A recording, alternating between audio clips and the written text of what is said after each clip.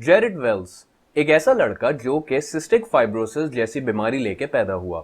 ये एक genetic condition है जिसमें आपके ऑर्गन्स, स्पेसिफिकली आपके लंग्स और पैनक्रियाज में स्टिकी थिक म्यूकस बिल्डअप होना शुरू हो जाता है, जो कि आपके एयरवेज को क्लॉग करता है, जिसके नतीजे में आपको सांस लेने में दिक्कत होती है।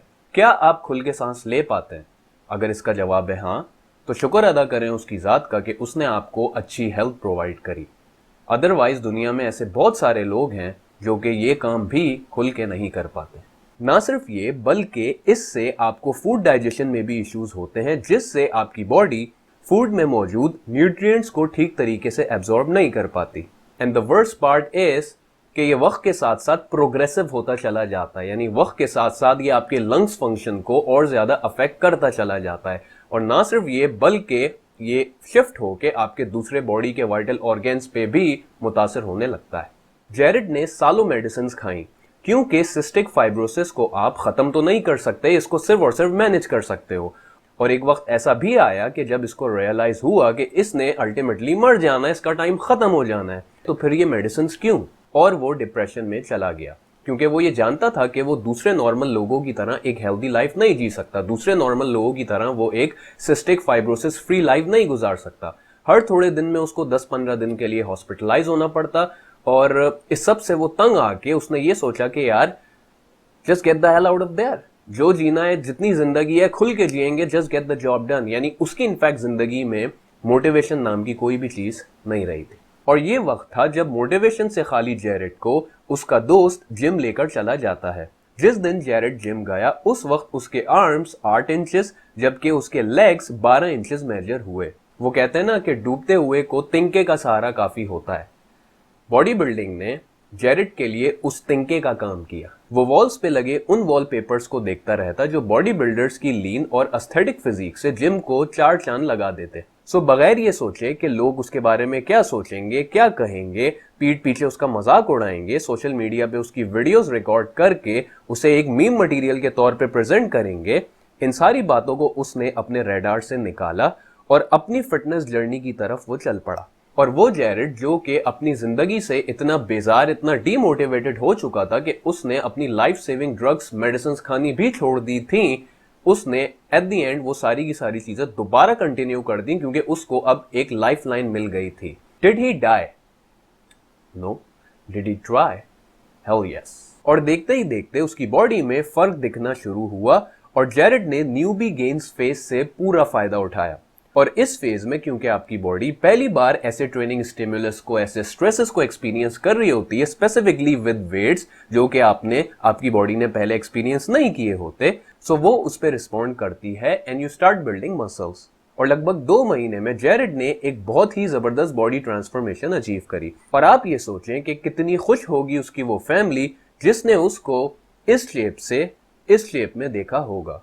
और 4 महीने बाद वही जेरेड, वही प्रीचर मशीन। अगर कोई फर्क था तो वो था उसके माइंडसेट का। यानी एक माइंडसेट वो था डिप्रेशन में, डीमोटिवेशन में, कि भाई क्योंकि मैंने थोड़े दिन में मर जाना है, सो अब मैं मेडिसिन नहीं लूंगा।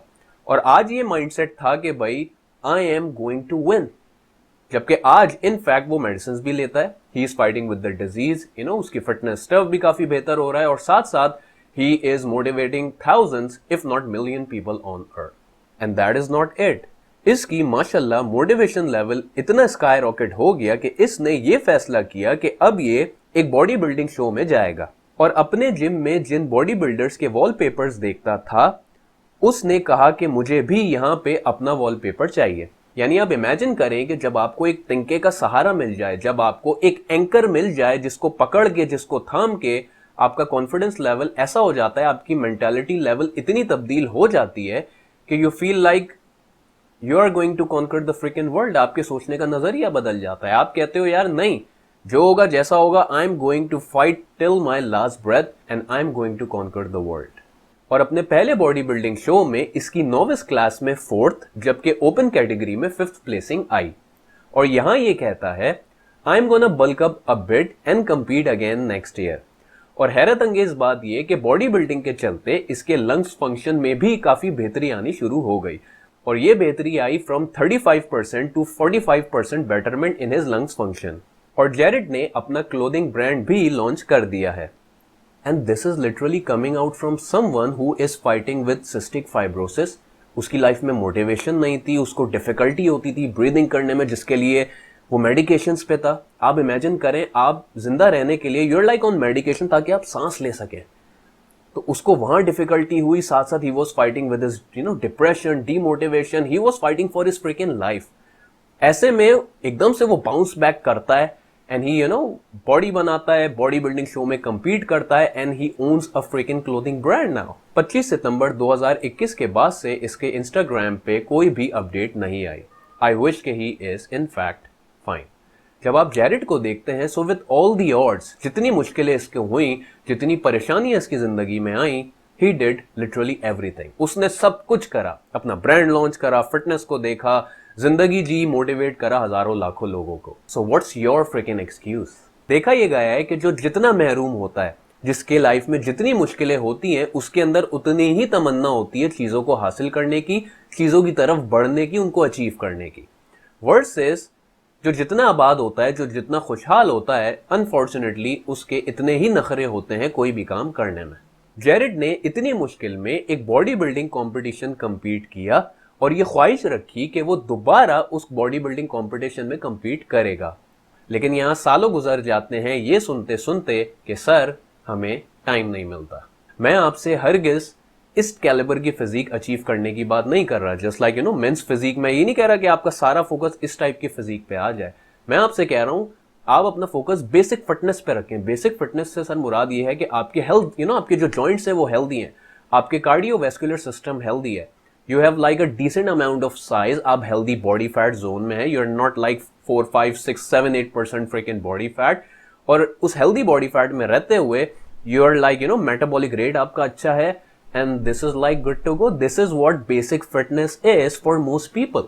So अगर आप ऐसा करते हो तो सर, बी थैंकफुल के ऊपर वाले ने आपकी बॉडी ऐसे बनाई, इतनी हेल्दी बनाई कि you are in fact able to do it.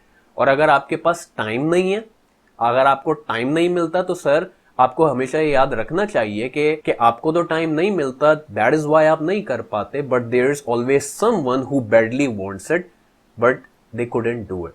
So you're like very lucky कि आप एटलीस्ट कर तो सकते हो। So the main message of the video is शुक्र करना सीखो। अगर आपके पास प्रोटीन खाने के पैसे नहीं है, रोटी खाने के, तो सर शुक्र करके रोटी खाओ, क्योंकि दुनिया में ऐसे बहुत सारे लोग हैं जिनके पास रोटी खाने के भी पैसे नहीं। अगर आपको वक्त नहीं मिलता तो सर टाइम निकालो, वक्त अपने लिए निकालो, क्योंकि दुनिया में ऐसे बहुत सारे लोग हैं जिनके लिए वक्त अब खत्म होता जा रहा है। जेरेड की जर्नी, स्पेसिफिकली उसकी बॉडी ट्रांसफॉर्मेशन को देख के अगर आपको मोटिवेशन नहीं मिलती और आप अपनी उसी पुरानी जिंदगी में कि भाई मुझे तो टाइम नहीं मिलता, अगर आप उसी में मगन रहते हो और इस वीडियो से अगर इतनी सी भी मोटिवेशन नहीं ले पाते कि आप खुद के लिए कुछ करो, तो मुझे डर है कि आज के बाद से शायद आपको कोई भी चीज मोटिवेट ना कर पाए।